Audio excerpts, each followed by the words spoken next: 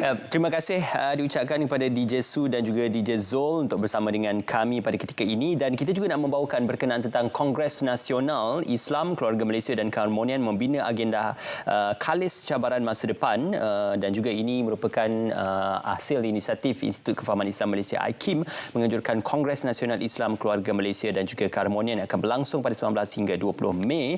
Untuk itu kita terus saja bersama dengan tetamu kita di studio pada ketika ini, Dr. Muhammad Farid Muhammad Syahran, dan juga merupakan fellow utama atau pengarah Pusat Kajian Syarak IKIM. Assalamualaikum, selamat pagi Doktor. Assalamualaikum. Alhamdulillah. Ya, Masya Allah, cukup molek sekali untuk kongres yang akan dilaksanakan itu. Mungkin banyak dan juga pelbagai pengisian. Cumanya untuk kita memulakan bicara, apakah sebenarnya tujuan dan juga objektif penganjuran Kongres Nasional ini? Terima kasih Ismail. Kongres ini tujuan utamanya lah untuk kita membahaskan berkaitan dengan konsep keharmonian dan keluarga Malaysia sebagaimana yang digagaskan oleh Yang Berhormat Perdana Menteri, dan apakah pandangan Islam terhadap kedua-dua aspek tersebut. Jadi antara objektif utamanya ialah untuk kita membahaskan apakah dia unsur-unsur penting dalam konteks kehidupan bersama antara pelbagai budaya, kaum dan agama di Malaysia, dan apakah elemen-elemen penyatu kepada kepelbagaian yang ada ini. Okey. Yang keduanya, kita juga nak melihat apakah dia jalan kita ke hadapan untuk kita meletakkan dasar-dasar penting aspek perpaduan dan keharmonian di negara kita ini sesuai dengan apa yang digagaskan oleh Yang Perdana Menteri berkaitan dengan keluarga Malaysia ini, yang amat menekankan tentang aspek perpaduan tersebut. Dan yang akhir sekali ialah kita nak melihat perspektif Islam itu terhadap aspek-aspek keharmonian dan perpaduan ini, dan batasan-batasan yang kita perlu jaga. Sebab kita pun tahu, Ismail, kadang-kala ada orang dia nak bawa agenda tersendiri. Kadang-kadang itulah yang merosakkan aspek keharmonian dan perpaduan yang ada dalam konteks kehidupan kita yang pelbagai di Malaysia ni. Bila kepentingan sendiri diutamakan, itu yang akan mungkin mengganggu sedikit keharmonian pelbagai kaum dan juga keharmonian bermasyarakat. Cumanya Doktor, ini juga dilangsungkan bersempena dengan ulang tahun ke-30 Institut Kefahaman Islam Malaysia. Jadi untuk sedikit pemahaman berkenaan peranan IKIM sebagai sebuah institusi yang relevan pada masa kini dan juga relevan bukan saja untuk Islam tetapi juga untuk negara kita. IKIM ataupun Institut Kefahaman Islam Malaysia ini merupakan kita punya, orang kata, hari jadi yang ke-30 lah. Dan Alhamdulillah Kongres Nasional yang kita nak jalankan ini berkaitan dengan Islam, keluarga Malaysia dan keharmonian ini akan dirasmikan oleh Yang Berhormat Perdana Menteri, dan yang akan ditutup ataupun dirasmikan penutupannya oleh Yang Berhormat Menteri di Jabatan Perdana Menteri Hal-Ehwal Agama. Dan ini menggambarkan peranan dan juga tugas yang telah dilakukan oleh IKIM selama 30 tahun, Ismail. Dan IKIM ini sebagai badan pemikir, badan menjelaskan kefahaman Islam kepada orang Islam dan bukan Islam di Malaysia, dan berkait dengan hal-hal dan isu semasa yang ada di Malaysia. Sudah 30 tahun kita bergiat dalam bentuk menjalankan penyelidikan, menjalankan program-program dalam tema-tema yang pelbagai, menulis di akhbar, menulis di penerbitan-penerbitan jurnal, artikel dan lain-lain lagi. Dan juga yang kita orang selalu ingat, IKIM ni lah radio kita. Kita ada radio IKIM yang sentiasa memberikan pengisian yang bermaklumat, yang Islami, dan juga memberikan hiburan kepada masyarakat. Dan peranan inilah yang telah 30 tahun kita mainkan dan kita nak raikan dalam sambutan 30 tahun yang akan dirasmikan oleh Yang Perdana Menteri dalam kongres yang akan kita jalankan ini. Okey. Betul, untuk kesempatan ini boleh kalau saya melihat seketika pamflet yang dibawa untuk kita memberikan sedikit gambaran berkenaan tentang sambutan ulang tahun IKIM ke-30 dan juga Kongres Nasional ini. Ini sebenarnya merupakan salah satu daripada perkara-perkara yang ingin diusahakan oleh pihak IKIM sendiri. Kalau disebutkan tadi, mendepani cabaran dan juga kalis cabaran masa depan. Jadi bagi pandangan doktor sendiri, mengikut kepada kajian dan juga pemerhatian, apakah antara cabaran-cabaran terbesar yang perlu ditangani segera dan perlu diberikan perhatian bukan saja oleh pihak institusi tetapi juga pihak pembuat dasar dan juga kepimpinan tertinggi? Ya, saya ingat pertama cabaran terbesar kita ialah isu bagaimana kita hendak bersama dalam kepelbagaian. Sebab kita sedia maklum bahawa Malaysia ini merupakan satu negara yang punya pelbagai etnik, agama, kaum, ras, dan ini semua besar-besar sebenarnya. Yang agama-agama besar juga ada di Malaysia, etnik yang besar juga ada di Malaysia. Ada orang Melayu, ada orang India, ada orang Cina, ada agama Islam, ada agama Buddha, ada agama Hindu, ada agama Kristian. Ini merupakan agama-agama dunia. Dan semuanya ada di negara kita. Dan kepelbagaian ini sebenarnya kalau kita lihat secara positif, dia memperkayakan. Dia komplement, dia menyempurnakan kepelbagaian yang kita ada. Tetapi yang kita risaukan ialah apabila ada yang melihat kepelbagaian itu sebagai perbezaan dan pertentangan. Jadi antara cabaran kita yang besar ialah bagaimana untuk kita berbeza, di masa yang sama kita bersama.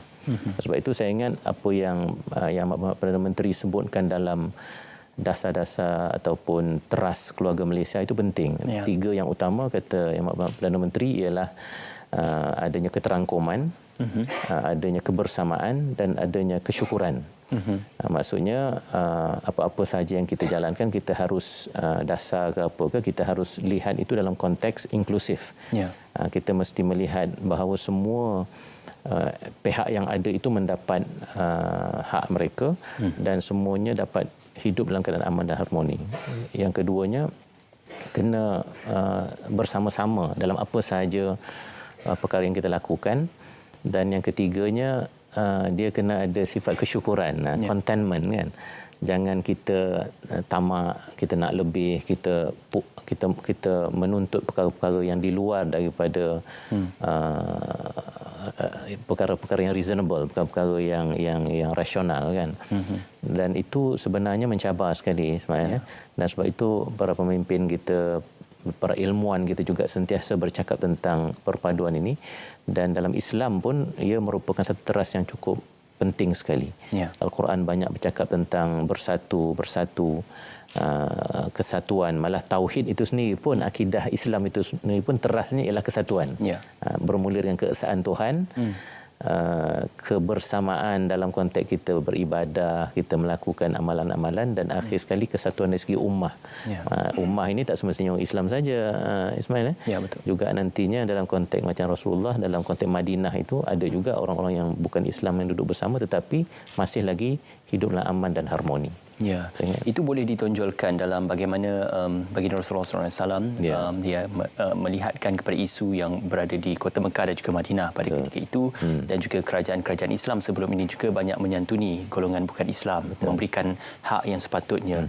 Jadi untuk konteks negara Malaysia, kita digambarkan sebagai majoriti rakyatnya adalah beragama Islam. Jadi keharmonian itu bagaimana untuk diselaraskan walaupun akan ada bibit-bibit perbezaan dan juga bibit-bibit mungkin pertengkaran di antara kaum. Sebab itu saya cakap tadi bahawa di situ dia ada batas yang harus dijaga oleh semua orang. Ismail. Misalnya kita ada perlembagaan persekutuan. Saya ingat itu merupakan asas. Pada zaman Nabi dulu ada Piagam Madinah misalnya, yang Nabi tentukan yang semua orang kena ikut. Kan pastinya orang Islam yang majoriti itu merupakan teras utama, tetapi hak-hak orang minoriti juga sentiasa dipelihara dan diberikan kebebasan. Termasuklah kebebasan untuk dia beragama, dia menjalankan hal-hal keagamaan, pendidikan mereka dan lain-lain lagi. Saya ingat itu semangat yang kita boleh ikut, semangat Piagam Madinah yang Rasulullah SAW lakukan itu. Kita dapat ambil semangat itu untuk kita juga jadikan teras. Kemudiannya kita ada rukun negara, juga merupakan teras yang dipegang oleh semua warga negara Malaysia. Jadi elemen-elemen rukun negara itu harus menjadi macam kita punya pagar lah dalam kita hidup di Malaysia ini. Jangan kita melampaui batas dan pagar yang telah ditentukan itu. Dan saya yakin kalau dua batas ini, Cik Ismail, sama ada rukun negara atau perlembagaan Malaysia diperhatikan, dijaga, dipelihara dengan baik, apa sahaja aktiviti, apa sahaja muamalah yang kita lakukan di negara ini, tak kiralah dalam kalangan intra-agama, orang Islam sahaja, dalam kalangan orang India sahaja, orang Cina sahaja, ataupun inter-agama, kan, antara agama. Hubungan kita dengan satu kaum dengan satu agama, insya-Allah kalau kita pelihara dua batas ini, saya yakin keharmonian itu dapat kita pertahankan. Ya, menjaga batasan itu adalah amat penting, khususnya dalam kehidupan dan juga set tingkah laku manusia.